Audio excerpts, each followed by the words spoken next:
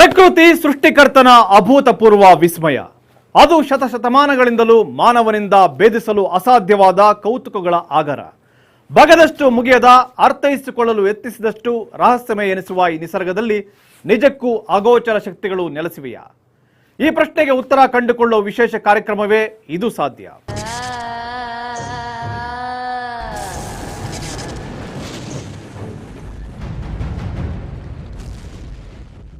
ಅದು ರೈತನೊಬ್ಬನ ಹೊಲದಲ್ಲಿ ಸಿಕ್ಕ ದೊಡ್ಡ ಬಂಡೆಕಲ್ಲು. ಆದರೆ ನೋಡಲು ಮಾತ್ರ ಕಲ್ಲು, ಅದು ಮಾಡುತ್ತಿರುವ ಕಾರ್ಯಗಳು ಮಾತ್ರ ಅಸಾಮಾನ್ಯ. ಎಲ್ಲರೂ ಅದನ್ನು ವಿಸ್ಮಯ ಬಂಡೆ ಅಂತಾನೆ ಕರೀತಾರೆ. ಆ ಬಂಡೆ ವಿಸ್ಮಯಕಾರಕ ತರಂಗಗಳನ್ನು ಹೊರಹಾಕುತ್ತೆ. ಅಷ್ಟೇ ಅಲ್ಲ, ಆ ತರಂಗಗಳಿಗೆ ಸಿಕ್ಕವರೆಲ್ಲ ವಿಚಿತ್ರ ಅನುಭವಗಳಿಗೆ ಒಳಗಾಗುತ್ತಾರೆ. ಹಾಗಾದರೆ ಆ ಬಂಡೆಯ ಕರಾಮತ್ತು ನೋಡೋಣ ಬನ್ನಿ.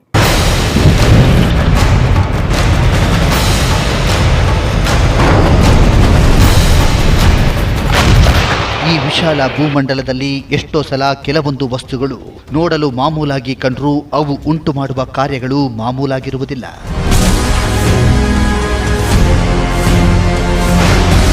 ಅವು ಸಕಲ ಬ್ರಹ್ಮಾಂಡವೇ ಬಿಚ್ಚುವಂತಹ ವಿಚಿತ್ರಗಳನ್ನು, ವಿಸ್ಮಯಗಳನ್ನು ಉಂಟು ಮಾಡುತ್ತಾ ರಹಸ್ಯಗಳಾಗಿ ಕಾಡುತ್ತಿರುತ್ತವೆ. ಅಂತಹ ರಹಸ್ಯಗಳನ್ನು ಪತ್ತೆ ಹಚ್ಚಲು ಹೋದಷ್ಟು ಅವು ಮತ್ತಷ್ಟು ನಿಗೂಢವಾಗುತ್ತಾ ಹೋಗುತ್ತವೆ. ಆದರೂ ಆ ರಹಸ್ಯವನ್ನು ಭೇದಿಸುವ ಪ್ರಯತ್ನ ನಡೆಯುತ್ತಲೇ ಇದೆ. ಆದರೂ ಇಂದಿಗೂ ಆ ರಹಸ್ಯಗಳಿಗೆ ಉತ್ತರ ಸಿಕ್ಕಿಲ್ಲ. ಅಂತಹ ಒಂದು ರಹಸ್ಯಕ್ಕೆ ಜೀವಂತ ಸಾಕ್ಷಿಯಾಗಿ ನಿಂತಿದೆ ಒಂದು ಬಂಡೆ. ಅದು ಉಂಟು ಮಾಡ್ತಾ ಇರುವ ವಿಸ್ಮಯಗಳು ಇಡೀ ಮನುಕುಲವನ್ನ ವಿಸ್ಮಿತರನ್ನಾಗಿ ಮಾಡಿವೆ.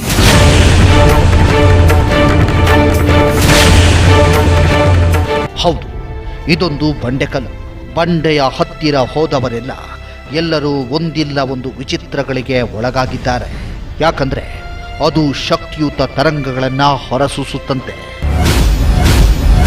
ಈ ಬಂಡೆಯ ಮುಂದೆ ನಿಂತುಕೊಂಡರೆ ಸಾಕು, ಅದು ನಮ್ಮ ಮೈಯೊಳಗೆ ಪ್ರವೇಶಿಸಿದಂತೆ ಭಾಸವಾಗುತ್ತಂತೆ. ಆಗ ಮನಸ್ಸಿನಲ್ಲಿ ಒಂದು ಇಷ್ಟಾರ್ಥವನ್ನ ಬೇಡಿಕೊಂಡರೆ ಅದು ಈಡೇರುವುದು ಖಂಡಿತವಂತೆ. ಅದರಂತೆ ಈಡೇರಿದ ಹಲವು ಉದಾಹರಣೆಗಳು ಇಲ್ಲಿ ಸಿಗುತ್ತವೆ.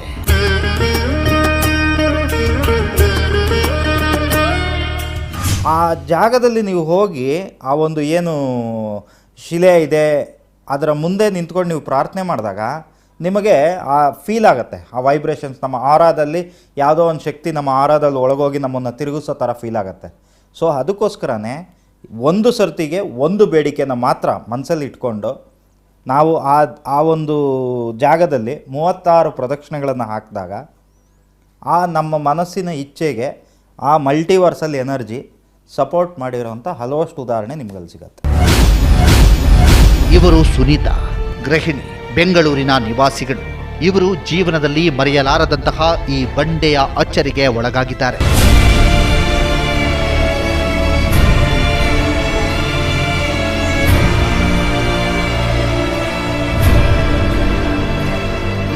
ಕೆಲವು ವರ್ಷಗಳ ಹಿಂದೆ ಇವರ ಜೀವನದಲ್ಲಿ ಮರೆಯಲಾರದಂತಹ ಒಂದು ಘಟನೆ ನಡೆದು ಹೋಗಿದೆ. ಅದು ಚೆನ್ನಾಗಿ ಓಡಾಡಿಕೊಂಡು ಲವಲವಿಕೆಯಿಂದ ಇದ್ದ ಇವರ ಚಿಕ್ಕ ಮಗನಿಗೆ ಇದ್ದಕ್ಕಿದ್ದಂತೆ ಫಿಟ್ಸ್ ಮತ್ತು ಕೋಲ್ಡ್ ಸಮಸ್ಯೆ ಉಂಟಾಗಿತ್ತು. ಇದರಿಂದ ತುಂಬ ತೊಂದರೆ ಅನುಭವಿಸುವಂತಾಗಿತ್ತು. ಇದ್ದಕ್ಕಿದ್ದಂತೆ ಮಗನಿಗೆ ಎದುರಾದ ಈ ಸಮಸ್ಯೆಯಿಂದ ಹೌಹಾರಿದ ಇವರು ಹಲವಾರು ಆಸ್ಪತ್ರೆಗಳಿಗೆ ತೋರಿಸುತ್ತಾರೆ. ಆದರೆ ಎಲ್ಲಿ ಹೋದರೂ ಇವರ ಮಗನ ಕಾಯಿಲೆ ವಾಸಿಯಾಗುವುದಿಲ್ಲ.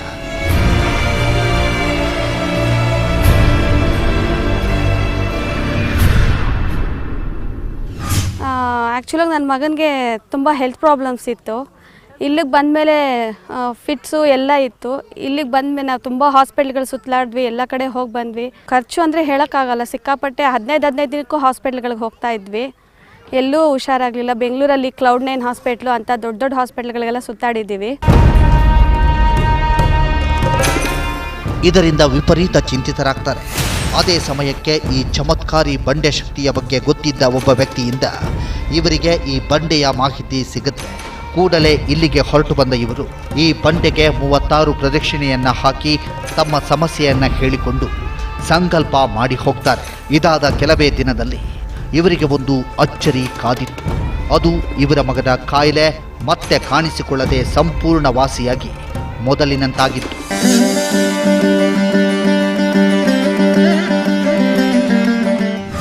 ಫಿಟ್ಸ್ ಪ್ರಾಬ್ಲಮ್ ಇತ್ತು, ತುಂಬ ಕೋಲ್ಡ್ ಪ್ರಾಬ್ಲಮ್ ಇತ್ತು, ಎಲ್ಲ ಸುಧಾರಿಸ್ತು.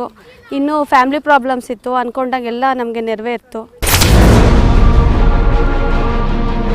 ಈ ಬಂಡೆಯ ವಿಶೇಷ ತರಂಗಗಳ ಬಗ್ಗೆ ಇದು ಇರುವ ಜಮೀನಿನ ಮಾಲೀಕರಿಗೂ ಇದರ ಮಹಿಮೆ ಗೊತ್ತಾಗಿದ್ದು ಒಂದು ಅಚ್ಚರಿಯ ಘಟನೆಯಿಂದಲೇ.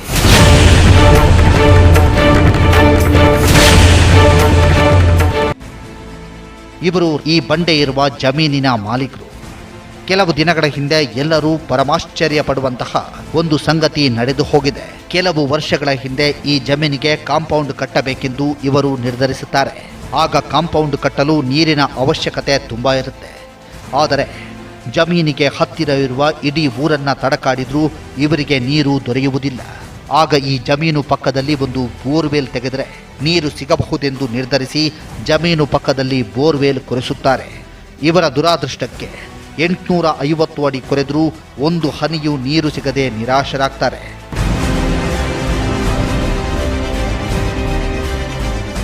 ಕಾಂಪೌಂಡ್ ಕಟ್ಟಕ್ಕೆ ನೀರಿಲ್ಲ, ಬೋರ್ವೆಲ್ ಹಾಕಿದ್ರೆ ಇಲ್ಲಿ ಬೋರ್ನಲ್ಲಿ 850 ಫೀಟ್ ಬೋರ್ ಹಾಕಿ ಫೈಲ್ಯೂರ್ ಆಯಿತು.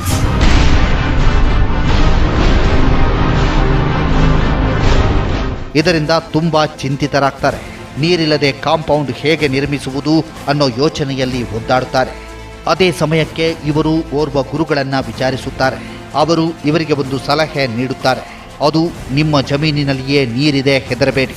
ನೀವು ಭಕ್ತಿಯಿಂದ ಈ ಬಂಡೆಗೆ 36 ಪ್ರದಕ್ಷಿಣೆ ಹಾಕಿ ಮನಸ್ಸಿನಲ್ಲಿ ಸಂಕಲ್ಪ ಮಾಡಿಕೊಳ್ಳಿ, ನಿಮಗೆ ನೀರು ಸಿಗುತ್ತೆ ಅಂದಿದ್ದು. ಅವರ ಸಲಹೆ ಆಲಿಸಿದ ಇವರು ಮೊದಲಿಗೆ ಈ ಜಮೀನಿನಲ್ಲಿ ಒಂದು ನೀರಿನ ಟ್ಯಾಂಕ್ ನಿರ್ಮಿಸೋಣ ಎಂದು JCBಯಿಂದ 7-8 ಅಡಿ ನೆಲವನ್ನು ಅಗೆಸುತ್ತಾರೆ. ಆಗ ಎಲ್ಲರೂ ಅಚ್ಚರಿ ಪಡುವಂತಹ ಒಂದು ಸಂಗತಿ ಎದುರಾಗುತ್ತೆ. ಅದು ತೆಗೆದ 7 ಅಡಿಗೆ ಅಲ್ಲಿ ನೀರು ಚಿಮ್ಮಿ ಬಂದಿತ್ತು.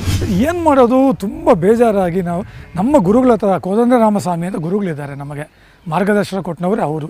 ಅವ್ರನ್ನ ಕೇಳಿದ್ದಕ್ಕೆ ಅವರು ಹೇಳಿದ್ರು 36 ಪ್ರದಕ್ಷಿಣ ಆಗಿಬಿಟ್ಟು ಸಾಷ್ಟಾಂಗ ನಮಸ್ಕಾರ ಹಾಕಿ ಒಂದು ಸಂಕಲ್ಪ ಮಾಡಿಕೊಂಡು ಮಾಡಿ ಅಂದರು.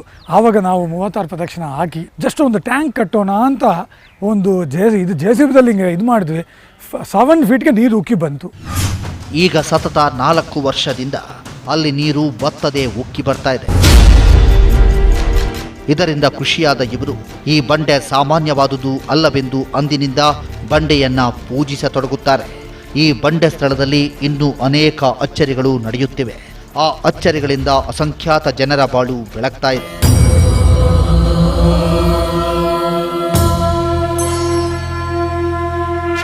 ಈ ಅಚ್ಚರಿಕಾರಕ ಬಂಡೆ ಇರುವ ಈ ಸ್ಥಳದಲ್ಲಿ ಮತ್ತೇನು ಚಮತ್ಕಾರಗಳು ನಡೆಯುತ್ತಿವೆ? ಇಷ್ಟಕ್ಕೂ ಈ ಪವಾಡ ಬಂಡೆಯ ಹಿಂದಿನ ರಹಸ್ಯವಾದರೂ ಏನು? ನೋಡೋಣ ಒಂದು ಸಣ್ಣ ಬ್ರೇಕ್ನ ನಂತರ.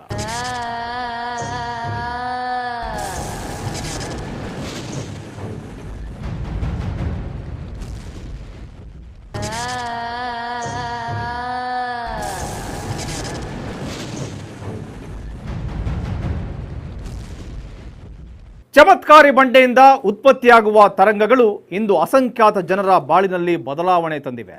ಅಷ್ಟೇ ಅಲ್ಲ, ಈ ತರಂಗ ಬಂಡೆಗೆ ಇಷ್ಟೊಂದು ಶಕ್ತಿ ಬಂದಿರುವ ಸಂಗತಿಯು ತುಂಬಾ ಕುತೂಹಲಕಾರಿಯಾಗಿದೆ.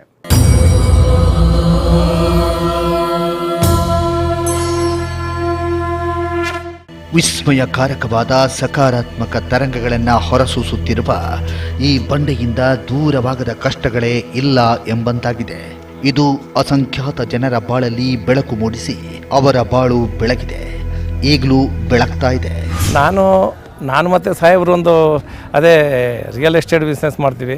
ಯಾವುದೋ ಒಂದು ಭೂಮಿಯ ಬಗ್ಗೆ ನಾವು ಕೈ ಹಾಕಿದ್ವಿ, ಅದರ ಬಗ್ಗೆ ಪ್ರಾರ್ಥನೆ ಮಾಡಿಕೊಂಡಿದ್ವಿ. ಅದು ಏನೋ ಒಂದು ಡೆವಲಪ್ಮೆಂಟ್ ಆಗ್ತಾ ಇದೆ ಇಲ್ಲಿ ಬಂದ ಮೇಲೆ. ಇವರು ಶಿವಣ್ಣ, ಗಾರೆ ಕೆಲಸದ ಮೇಸ್ತ್ರಿ. ಕೆಲವು ದಿನಗಳ ಹಿಂದೆ ತೀರಾ ಬಡವರಾಗಿದ್ದ ಇವರು ಒಂದು ಹೊತ್ತಿನ ಊಟಕ್ಕೂ ಅಲೆದಾಡಬೇಕಾದ ಪರಿಸ್ಥಿತಿಯಲ್ಲಿದ್ದರು. ಅಲ್ಲಿ ಇಲ್ಲಿ ಗಾರೆ ಕೆಲಸ ಮಾಡಿಕೊಂಡು ಬಂದ ಬಿಡಿಗಾಸಿನಲ್ಲಿ ಜೀವನ ಸಾಗಿಸ್ತಾ ಇದ್ರು.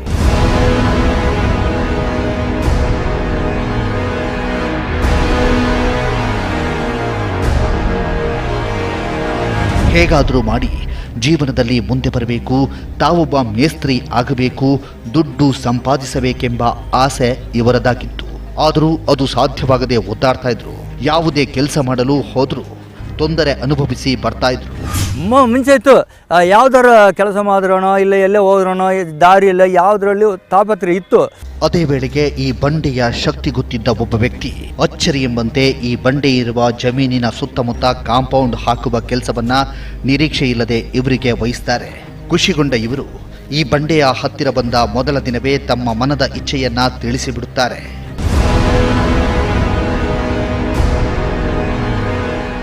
ಇದಾದ ನಂತರ ಇವರ ಜೀವನದಲ್ಲಿ ಒಂದು ಅಚ್ಚರಿ ನಡೆಯುತ್ತೆ. ಅದು ಇವರು ಕೆಲಸ ಮಾಡ್ತಾ ಇದ್ದ ಸ್ಥಳದಲ್ಲಿ ಇದ್ದಕ್ಕಿದ್ದಂತೆ ಒಂದು ಸರ್ಪ ಕಂಡಿತ್ತು. ಕೆಲಸ ಮಾಡ್ತಾ ಇದ್ದೀವಲ್ಲ, ಅವ ಪಕ್ಕದಲ್ಲಿ ಕಲ್ಲಿಗೆ ಅಡಿಯಲ್ಲಿದ್ದು ಬಂದಿತ್ತು. ನಮಗೆ ನೋಡಿದ್ವು, ಪಕ್ಕದಲ್ಲಿ ಒಂದು 3 ಅಡಿ 4 ಅಡಿಯಲ್ಲೇ ಗ್ಯಾಪ್, ಹಂಗೆ ನಾಲಿಗೆ ಬಿಟ್ಕೊಂಡಿತ್ತು, ಹಿಂಗೆ ತಗೊಂಡಿತ್ತು. ಅದು ದೇವರನ್ನ ಕೈ ಮುಗಿದು, ನನ್ನೇನು ಮಾಡಬೇಡ, ನಾನು ನಿನ್ನ ಕೆಲಸನ ಮಾಡ್ತಾಯಿದ್ದೀನಿ, ನಿನ್ನ ದಾರಿಲಿ ನೀನು ಹೋಗಿಬಿಡಿ, ನಾನು ನಿನ್ನ ಕೆಲಸ ಮಾಡ್ತಾ ಅಂತ ಬೇಡ್ಕೊಂಡೆ. ಒಂದು 2 ನಿಮಿಷ ಅಲ್ಲೇ ನೋಡ್ತಾ ಇದ್ದಿದ್ದು ಹಂಗೆ ಇಳಿದುಗಡೆನೇ ಹೋಗಾಯ್ತು. ಇದಾದ ನಂತರ ಇವರ ಜೀವನದಲ್ಲಿ ಅಚ್ಚರಿಕಾರಕ ಬದಲಾವಣೆಯಾಗುತ್ತೆ. ಮಾಡ್ತಾ ಇದ್ದ ಕೆಲಸದಲ್ಲಿ ಯಾವುದೇ ಅಡೆತಡೆಗಳು ಎದುರಾಗದೆ ಚೆನ್ನಾಗಿ ಕೆಲಸವನ್ನ ನಿಭಾಯಿಸಿ ಹಾಗೆ ಮತ್ತೆರಡು ಕೆಲಸಗಳು ಒದಗಿ ಬಂದು ಈಗ ಮೇಸ್ತ್ರಿಯಾಗಿದ್ದು.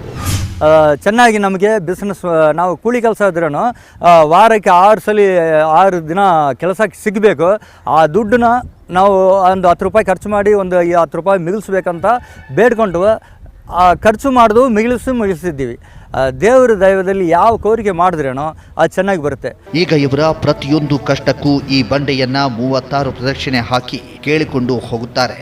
ಅದರಂತೆ ಅವರ ಕೆಲಸಗಳೆಲ್ಲ ಯಶಸ್ವಿಯಾಗ್ತಾ ಇವೆ. ಯಾವುದಾದ್ರು ಒಂದು ಕೋರಿಕೆನ, ನಮ್ಮ ಬಿಸ್ನೆಸ್ ಚೆನ್ನಾಗಿರ್ಬೇಕು, ಮಕ್ಕಳು ಮರಿ ಆಗಬೇಕು, ಮೈಯಲ್ಲಿರೋ ಕಾಯಿಲೆಗಳು ಆಗಬೇಕಂದ್ರೆ ದೇವ್ರನ್ನ 36 ಸಲ ತಿರುಗಿ ಬಂದರೆ ಆ ಕೋರಿಕೆಗಳು ನೆರವೇರಣೆ ಆಗುತ್ತೆ. ಇಂತಹ ಚಮತ್ಕಾರಿಕ ತರಂಗಗಳನ್ನು ಹೊರಸೂಸುತ್ತಾ ಈ ಸ್ಥಳವನ್ನ ಚಮತ್ಕಾರಿ ಸ್ಥಳವನ್ನಾಗಿಸಿದೆ ಈ ಬಂಡೆ. ಈ ಬಂಡೆಯ ಹಿಂದಿನ ಕುತೂಹಲಕಾರಿ ರಹಸ್ಯವನ್ನ ತಿಳಿದುಕೊಳ್ಳುವ ಕಾತುರ ನಮ್ಮಲ್ಲೂ ಹೆಚ್ಚಿತ್ತು. ಅದನ್ನ ಸ್ಥಳೀಯರಲ್ಲಿ ವಿಚಾರಿಸಿದಾಗ ನಮಗೆ ಅದರ ಹಿಂದಿನ ಕತೆ ಹೇಳಿದರು. ಇವರು ವೇಣುಗೋಪಾಲ್ ಗುಪ್ತಾ. ಇವರ ಕುಟುಂಬದಲ್ಲಿ ಸುಮಾರು 8 ವರ್ಷಗಳ ಹಿಂದೆ ಇಲ್ಲಿ ನಡೆದ ಒಂದು ಸತ್ಯ ಕತೆ. ಆಗ ಈ ಸ್ಥಳದಲ್ಲಿರುತ್ತೆ ಒಂದು ಕಾಡು, ಅದರ ಮಧ್ಯದಲ್ಲಿ ಒಂದು ಚಿಕ್ಕ ಹಳ್ಳಿ. ಆ ಹಳ್ಳಿಯಲ್ಲಿತ್ತು ಈ ವೇಣುಗೋಪಾಲ್ ರವರ ತಾತನ ಒಂದು ಸಾಧಾರಣ ಕುಟುಂಬ. ತಲೆಮಾರುಗಳಿಂದ ಅದೇ ಊರಿನಲ್ಲಿ ವ್ಯವಸಾಯ ಮಾಡಿಕೊಂಡು ಜೀವನ ಸಾಗಿಸ್ತಾ ಇದ್ದ ರೈತಾಪಿ ಕುಟುಂಬ. ಆದರೆ ಬರುತ್ತಾ ಆ ಊರಿನಲ್ಲಿ ಆದಾಯದ ಮೂಲ ಕಡಿಮೆಯಾಗುತ್ತೆ. ಆಗ ಉದ್ಯೋಗವನ್ನ ಅರಸಿ ಬೆಂಗಳೂರಿಗೆ ಬಂದು ಹಲವಾರು ವ್ಯಾಪಾರ ಉದ್ಯೋಗಗಳಿಗೆ ಕೈ ಹಾಕ್ತಾರೆ. ಇವರು ಏನಾಗುತ್ತೆ, ಇವ್ರದ್ದು ಇಲ್ಲೇ ಒಂದು ಕಾಡಿನ ಮಧ್ಯದಲ್ಲಿ ಒಂದು ವಿಲೇಜು, ಸುಮಾರು ಒಂದು 50-60 ವರ್ಷದ ಹಿಂದಿನಿಂದ ಅಲ್ಲಿ ಒಂದು 100 ಅವರ ತಲೆಮಾರು ಅಲ್ಲೇ ಜೀವನ ಮಾಡ್ಕೊಂಡು ಬರ್ತಾ ಇರ್ತಾರೆ. ಆ ವಿಲೇಜಿಂದ ಕಾಲಾನಂತರ ಸಂಸಾರ ದೊಡ್ಡದಾಗತ್ತೆ, ಮಕ್ಕಳು ಮರಿ ಸಂಸಾರ ದೊಡ್ಡದಾಗ್ತಾ ಹೋಗುತ್ತೆ. ವ್ಯಾಪಾರ ನಿಮಿತ್ತ ಅವರು ಆ ಫಾರೆಸ್ಟ್ ಏರಿಯಾದಲ್ಲಿದ್ದಂಥ ಹಳ್ಳಿಯಿಂದ ಬೆಂಗಳೂರಿಗೆ ಬರ್ತಾರೆ. ಇವರ ದುರಾದೃಷ್ಟಕ್ಕೆ ಯಾವ ಒಂದು ಕೆಲಸವೂ ಇವರ ಕೈ ಹಿಡಿಯೋದಿಲ್ಲ. ಆಗ ನಿರಾಶೆಗೊಂಡ ಇವರು ವಾಪಸ್ಸು ಊರಿಗೆ ಹೋಗ್ತಾರೆ. ಇದ್ದ ಅವರ ಜಮೀನಿನಲ್ಲಿ ಸ್ವಲ್ಪ ಜಮೀನನ್ನ ಮಾರುತ್ತಾರೆ. ಇನ್ನುಳಿದ ಈ ಅರ್ಧ ಜಮೀನಿನಲ್ಲಿ ಅವರೇಕಾಯಿ ಹಾಕಿ ಬೇಸಾಯ ಮಾಡುತ್ತಾರೆ. ಆದರೆ ಅಲ್ಲೂ ಇವರಿಗೆ ಅದೃಷ್ಟ ಕೈ ಹಿಡಿಯದೆ ಬೆಳೆ ಸರಿಯಾಗಿ ಬರದೆ ನಷ್ಟ ಅನುಭವಿಸುತ್ತಾರೆ. ಆದರೆ ಅಲ್ಲಿ ಅವರಿಗೆ ಒಂದು ಹೊಸ ಆಲೋಚನೆ ಬರುತ್ತೆ. ಆಗ ಮನೆಯಲ್ಲಿ ತಮ್ಮ ಜೀವನಕ್ಕೆಂದು ಇಟ್ಟಿದ್ದ ಅವರೇಕಾಯಿಯನ್ನ ಒಂದು ಹೊಸ ವಿಧದಲ್ಲಿ ಮಾರಿದ್ದು ಅದರಿಂದ ಒಳ್ಳೆ ಲಾಭ ಬಂದಿದ್ದು ಅದು ಒಂದು ಹೊಸ ಟ್ರೆಂಡನ್ನೇ ಹುಟ್ಟು ಹಾಕುತ್ತೆ. ಅದುವೇ ಇಂದು ಬೆಂಗಳೂರಿನ ಕೆಲವು ಭಾಗಗಳಲ್ಲಿ ನಡೆಯುವ ಅವರೇಕಾಯಿ ಪರೀಕ್ಷೆ. ಬೆಂಗಳೂರಿಗೆ ಬಂದು ಏನೇನೋ ಬಿಸ್ನೆಸ್ಗಳು ಮಾಡ್ತಾರೆ, ಯಾವುದು ಏನೇ ಮಾಡಿದ್ರು ಅವ್ರಿಗೆ ಸೆಟ್ ಆಗೋದಿಲ್ಲ. ಈ ಒಂದು ಪೀಸ್ ಆಫ್ ಲ್ಯಾಂಡ್ ಅವ್ರು ಆವಾಗಲೇ ತಗೊಂಡಿರ್ತಾರೆ. ಅದರಲ್ಲಿ ಕೆಲವೊಂದೆಲ್ಲ ಸೈಟ್ಗಳು ಲೇಔಟು ಮಾಡಿ ಮಾರ್ಬಿಡ್ತಾರೆ. ಇದೊಂದು ಪೀಸ್ ಆಫ್ ಲ್ಯಾಂಡ್ ಉಳ್ಕೊಳ್ಳುತ್ತೆ. ಇಲ್ಲೂ ಇವರು ಅವರೇಕಾಯಿ ಹಾಕ್ತಾರೆ, ಏನೂ ಇದಾಗೋದಿಲ್ಲ. ಆದರೆ ಆ ಅವರೇಕಾಯಿ ಹಾಕಿ ಅವ್ರಿಗೇನು ನಷ್ಟ ಆಗುತ್ತೆ, ಆ ನಷ್ಟ ಆದ ನಂತರ ಅವ್ರ ತಲೆಯಲ್ಲಿ ಒಂದು ಹೊಸ ಆಲೋಚನೆ ಉಳಿಯುತ್ತೆ. ಇವತ್ತು ಆ ಆಲೋಚನೆ ಹೆಂಗಾಗಿದೆ ಅಂದರೆ ಒಂದು ಹೊಸ ಟ್ರೆಂಡ್ನೇ ಕ್ರಿಯೇಟ್ ಮಾಡಿಬಿಡ್ತು. ಚಿಕ್ಕವರೆ ಬೆಳೆ ಅಂದರೆ ಬೆಂಗಳೂರಿನ ವಿ ಪುರಮ್ಮು, ಸಜ್ಜನರಾವ್ ಸರ್ಕಲ್ಲು, ಆ ಭಾಗಗಳಲ್ಲೆಲ್ಲ ಇವತ್ತದು ಒಂದು ಟ್ರೆಂಡ್. ಅಂದಿನಿಂದ ಅವರೇಕಾಯಿ ವ್ಯಾಪಾರವನ್ನೇ ಮುಂದುವರೆಸುತ್ತೆ ಕುಟುಂಬ. ಅದರಲ್ಲಿ ಒಳ್ಳೆ ಲಾಭವೂ ಬರತೊಡಗುತ್ತೆ. ಸಂದರ್ಭ ಹೀಗಿರುವಾಗ ಇದ್ದಕ್ಕಿದ್ದಂತೆ ಒಂದು ದಿನ ವ್ಯಾಪಾರದಲ್ಲಿ ನಷ್ಟವಾಗುತ್ತೆ. ಇದರಿಂದ ಚಿಂತಿತರಾಗಿ ಇವರು ಮಲಗಿರುವಾಗ ಇವರಿಗೆ ಒಂದು ಅಚ್ಚರಿ ಎದುರಾಗುತ್ತೆ. ಅದು ಇವರ ಕನಸಿನಲ್ಲಿ ಕಾಡಿನ ಮಧ್ಯದಲ್ಲಿ ಒಂದು ಪಾಳುಗುಡಿ, ಅದರಲ್ಲಿ ಶಿವಲಿಂಗ ಕಾಣಿಸಿಕೊಂಡಿದ್ದು ಇವರಿಗೆ ಆ ಸ್ಥಳವನ್ನ ಎಲ್ಲಿಯೋ ನೋಡಿದಂತೆ ಅನಿಸತೊಡಗುತ್ತೆ.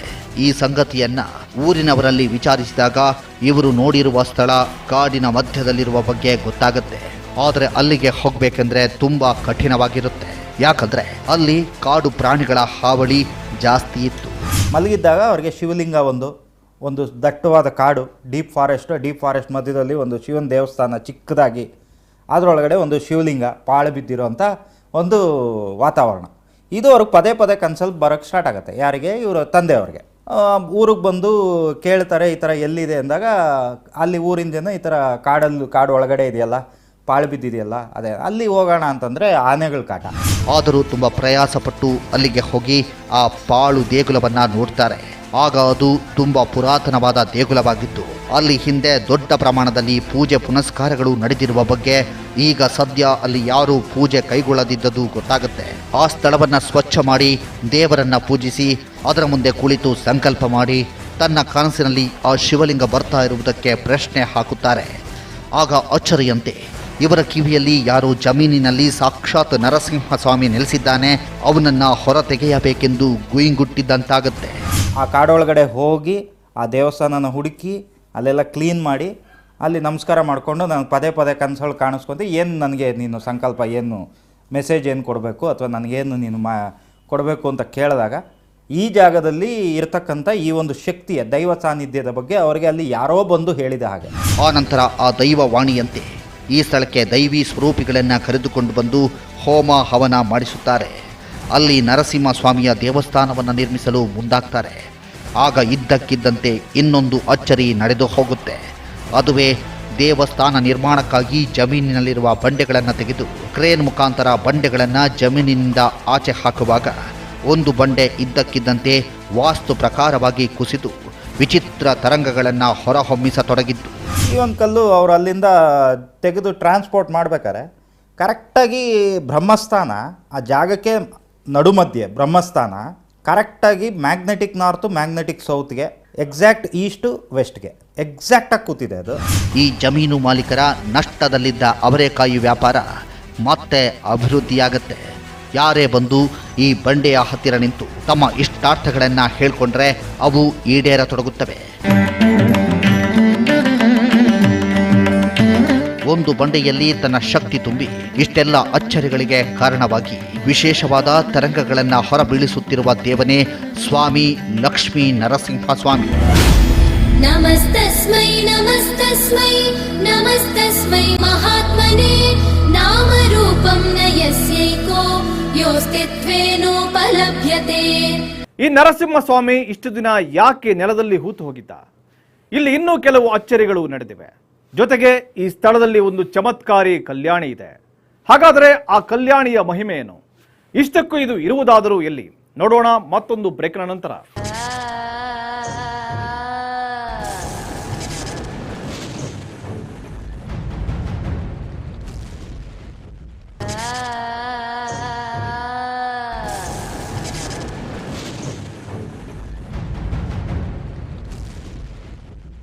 ಈ ಸ್ಥಳದಲ್ಲಿ ದೈವಶಕ್ತಿಯನ್ನೇ ಕಟ್ಟಿಹಾಕುವ ಕೆಲಸ ನಡೆದಿದೆಯಂತೆ.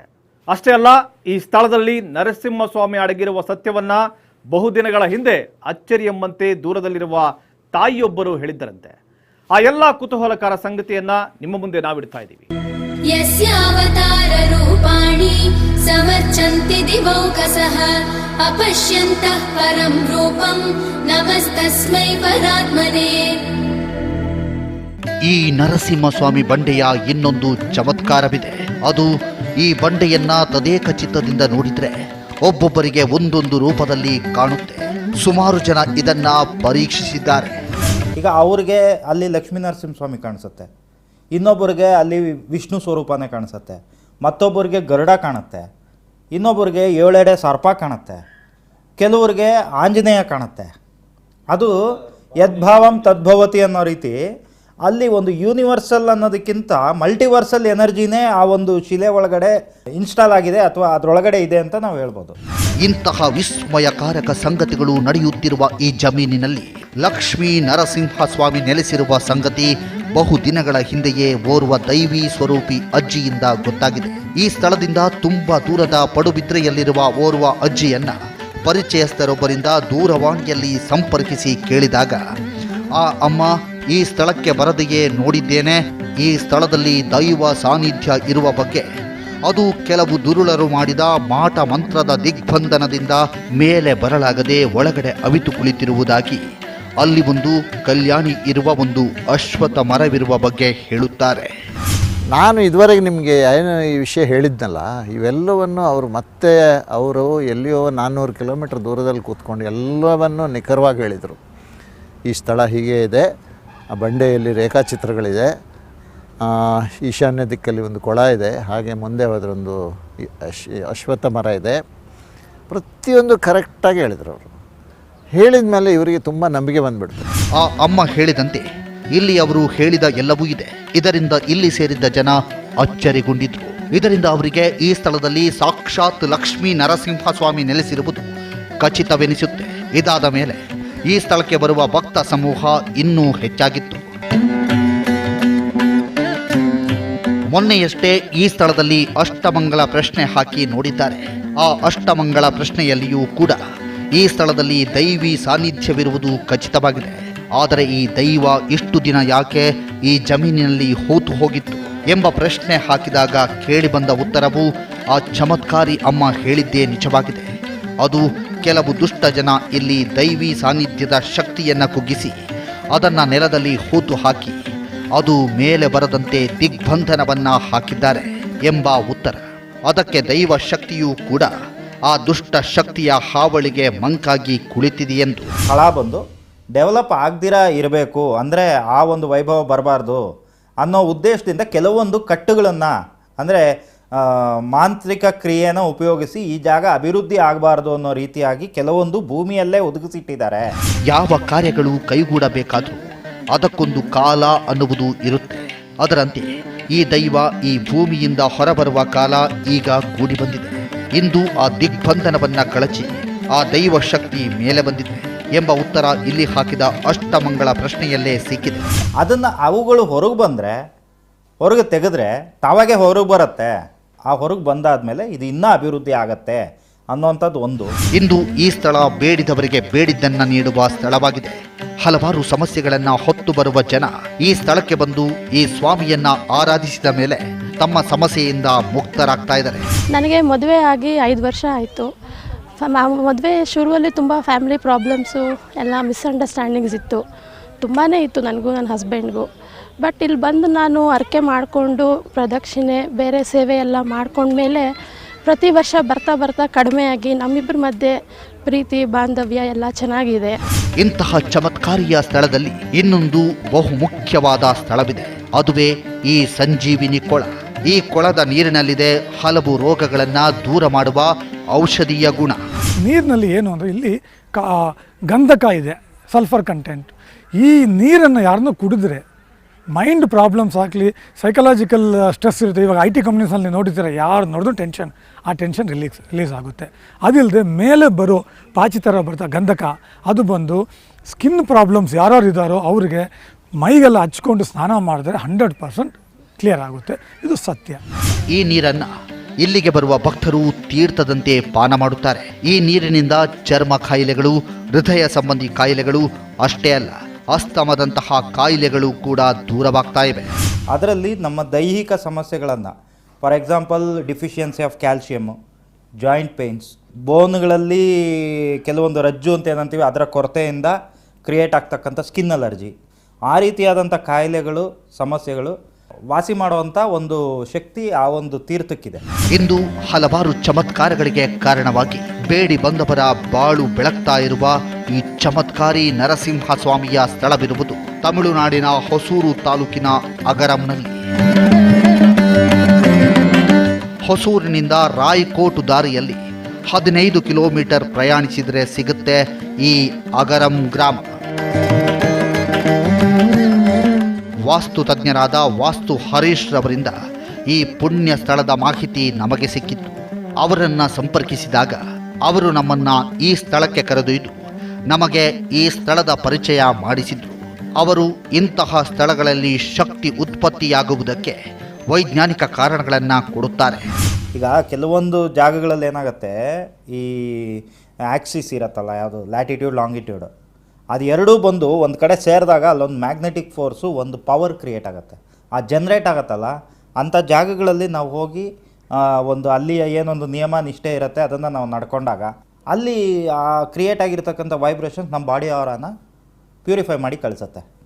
ಆ ರೀತಿಯಾದಂಥ ಒಂದು ಎನರ್ಜಿ ಈ ಒಂದು ಕ್ಷೇತ್ರದಲ್ಲಿ ಬಹಳಷ್ಟಿದೆ. ಜೊತೆಗೆ ಇಲ್ಲಿಯ ಇನ್ನೊಂದು ವಿಶೇಷವೆಂದರೆ ಈ ನರಸಿಂಹ ಸ್ವಾಮಿಯ ಬಂಡೆಯ ಹಿಂಬದಿಯಲ್ಲಿ ಸುದರ್ಶನ ಚಕ್ರ ಇದೆಯಂತೆ. ಅದು ಕೂಡ ಒಂದು ವಿಶೇಷ ಶಕ್ತಿ ಇದೆಯಂತೆ. ಅದರಿಂದಲೂ ಇಲ್ಲಿ ಭಕ್ತರ ಕಷ್ಟಗಳಿಗೆ ಪರಿಹಾರ ಸಿಗುತ್ತೆ ಎನ್ನುತ್ತಾರೆ. ಪುರಾಣಗಳಲ್ಲಿ ಸುದರ್ಶನ ಚಕ್ರ, ಸುದರ್ಶನ, ಮಹಾಸುದರ್ಶನ ಅನ್ನೋಂಥದ್ದು ಮಲ್ಟಿವರ್ಸಲ್. ಅಂದರೆ ನಮ್ಮ ಯೂನಿವರ್ಸಲ್ ಯಾವ ರೀತಿ ಇದೆಯೋ ಆ ರೀತಿ ಎಷ್ಟೋ ಲಕ್ಷಾಂತರ ಯೂನಿವರ್ಸಲ್ಸು ಆ ಮಲ್ಟಿವರ್ಸಲಲ್ಲಿದೆ. ಅವುಗಳು ಎಲ್ಲವನ್ನೂ ಕಂಟ್ರೋಲ್ ಮಾಡ್ತಾ ಇರೋದು ಮಹಾಸುದರ್ಶನ ಅನ್ನೋ ಒಂದು ಶಕ್ತಿ. ಅಲ್ಲಿ ಹೋಗಿ ನೋಡಿದಾಗ ನಮಗೂ ಕೂಡ ಆ ಸ್ಥಳದಲ್ಲಿ ಒಂದು ವಿಶೇಷ ಶಕ್ತಿ ಇರುವುದು ಸತ್ಯವೆನಿಸಿತ್ತು. ಯೋಂತಸ್ತಿಷ್ಠತ್ಯಶೇಷಸ್ಯ ಪಶ್ಯತೀಶ ಶುಭಾಶುಭಂ ತಂ ಸರ್ವಸಾಕ್ಷಿಣಂ ವಿಷ್ಣುಂ ನಮಸ್ತೆ ಪರಮೇಶ್ವರಂ. ಅಂದು ಈ ಸ್ಥಳದಲ್ಲಿ ಶಕ್ತಿ ದೇವನಾಗಿ ನೆಲೆಸಿ ಕೆಲವು ದುರುಳರ ಕುತಂತ್ರದಿಂದ ದುಷ್ಟ ಶಕ್ತಿಗಳ ದಿಗ್ಬಂಧನಕ್ಕೆ ಒಳಗಾಗಿ ಈ ಜಮೀನಿನಲ್ಲಿ ಅಸಹಾಯಕನಾಗಿ ಕುಳಿತಿದ್ದ ಸಾಕ್ಷಾತ್ ಲಕ್ಷ್ಮೀ ನರಸಿಂಹಸ್ವಾಮಿ ಇಂದು ಅವುಗಳ ದಿಗ್ಬಂಧನದಿಂದ ಹೊರಬಂದು ಈ ಸ್ಥಳದಲ್ಲಿ ಮತ್ತೆ ತನ್ನ ಚಮತ್ಕಾರಗಳನ್ನು ಪವಾಡಗಳನ್ನು ಮಾಡುತ್ತಾ ಭಕ್ತರ ಬಾಳು ಬೆಳಗ್ತಾ ಇರುವುದು ಸಂತೋಷದ ವಿಷಯ. ಈ ಕಾರ್ಯ ಹೀಗೆ ಮುಂದುವರಿಯಲಿ, ಮತ್ತಷ್ಟು ಭಕ್ತರು ಈ ಸ್ವಾಮಿಯ ಅನುಗ್ರಹಕ್ಕೆ ಪಾತ್ರರಾಗಲಿ ಎಂದು ಬೇಡಿಕೊಳ್ಳೋಣ. ಸರ್ವಗತ್ವಾದನಂತಸ್ಯ ಸಯೇವಾಹಮವಸ್ಥಿತ ಮತ್ತ ಸರ್ವಮಹಂ ಸರ್ವಂ ಮಯಿ ಸರ್ವಂ ಸನಾತನೇ. ಅಹಮೇವಾಕ್ಷಯೋ ನಿತ್ಯ ಪರಮಾತ್ಮಾತ್ಮ ಸಂಶಯಃ ಬ್ರಹ್ಮ ಸಂಜ್ಞೋಹಮೇವಾಗ್ರೇ ತಥಾಂತೆ ಚ ಪರಃ ಪುಮಾನ್. ಒಬ್ಬ ರೈತನ ಜಮೀನಿನಲ್ಲಿ ಸಿಕ್ಕ ಬಂಡೆಯೊಂದು ದೈವ ಸ್ವರೂಪ ತಾಳಿ ಇಂದು ಅಸಂಖ್ಯಾತ ಭಕ್ತರ ಬಾಳು ಬೆಳಗುತ್ತಿದೆ ಎಂದರೆ ನಂಬಲು ಕಷ್ಟವೆನಿಸಬಹುದು. ಈಗಿನ ಕಾಲದಲ್ಲಿಯೂ ಇದು ಸಾಧ್ಯನಾ ಎಂಬ ಪ್ರಶ್ನೆ ಮೂಡಬಹುದು. ಆದರೆ ಈ ಬಂಡೆಯ ವಿಶೇಷ ತರಂಗಗಳ ಶಕ್ತಿಗೆ ಒಳಗಾಗಿ ತಮ್ಮ ಕಷ್ಟಗಳಿಂದ ದೂರವಾದ ಹಲವಾರು ಉದಾಹರಣೆಗಳು ಇಲ್ಲಿವೆ.